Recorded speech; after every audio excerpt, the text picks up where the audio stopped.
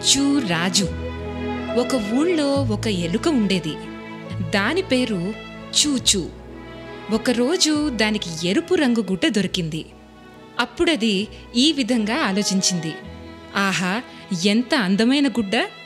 దీన్ని నేను టోపీగా కుట్టించుకుంటాను అనుకొని చూచూ బట్టలు కుట్టే దర్జీ వద్దకు వెళ్ళి, ఈ బట్టతో నాకు ఒక టోపీని కుట్టవా అని అడిగింది. అప్పుడు దర్జీ, వెళ్ళు వెళ్ళు, నీకు నేను టోపీని కుట్టను అని అన్నాడు.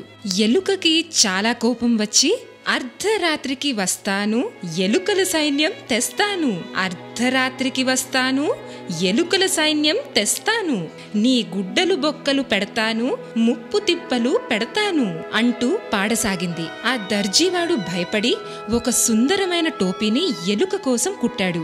ఎలుక ఆ టోపీని ధరించి అద్దంలో చూసుకొని, ఆహా, నా టోపీ ఎంత బాగుంది అని మురిసిపోయింది. టోపీకి జరీ పట్టీ ఉంటే మరింత బాగుంటుందని తలచి చూచూ జరీ పట్టీల వాడి దగ్గరికి వెళ్ళి, నమస్కారమండి, జరీ నేతవారు అనగానే నేతవాడు, నమస్కారం చూచూ, బాగున్నారా అని అన్నాడు. అప్పుడు ఎలుక, వీలైన జరీ పట్టీలను అమర్చవా అని అడిగింది. అప్పుడు నేతవాడు, నాకింకేం పనిలేదనుకున్నావా, పో పో అని అన్నాడు.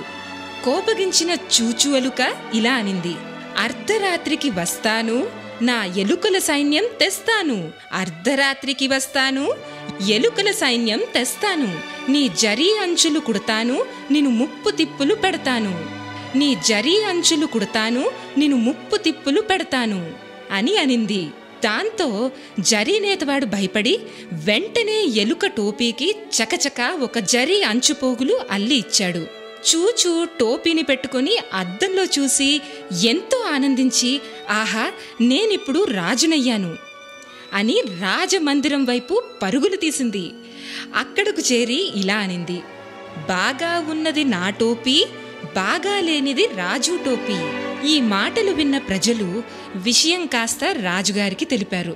రాజుగారికి కోపం వచ్చి వెంటనే భటులను పిలిచి ఎలుకను సభకు తీసుకురమ్మన్నారు. భటులు ఎలుక వద్దకు వచ్చి, ఎలుక ఎలుక, రాజుగారు నిన్ను రమ్మన్నారు, పద పద అని అన్నారు. అప్పుడు ఎలుక, మర్యాదగా మాట్లాడండి, నేనే రాజుని, రాజుగారి టోపీ కన్నా నా టోపీయే అందమైనది, అందుకే నేనే రాజుని, అంతేకాదు రాజుగారిని నా వద్దకే తీసుకురండి, నేనతడి వద్దకి వెళ్ళను కాక వెళ్ళను అంది ఎలుక.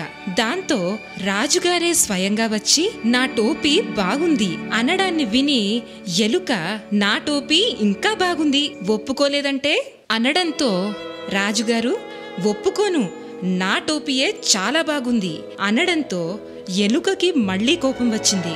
దాంతో ఎలుక ఇలా అంది, అర్ధరాత్రికి వస్తాను, నా ఎలుకల సైన్యం తెస్తాను, అర్ధరాత్రికి వస్తాను, ఎలుకల సైన్యం తెస్తాను, నీ టోపీకి బొక్కలు పెడతాను, నే నిలుచుని తమాషా చూస్తాను అని పాడినా రాజుగారు ఏమాత్రం భయపడలేదు. పైగా రాజుగారు నవ్వుతూ ఇలా అన్నారు, అయితే సరే, నీ టోపీయే చాలా బాగుంది. అప్పుడు ఎలుక, నా కోసం రాజగదిని ఏర్పాటు చేయండి, నేనే ఈ దేశానికి రాజునంది.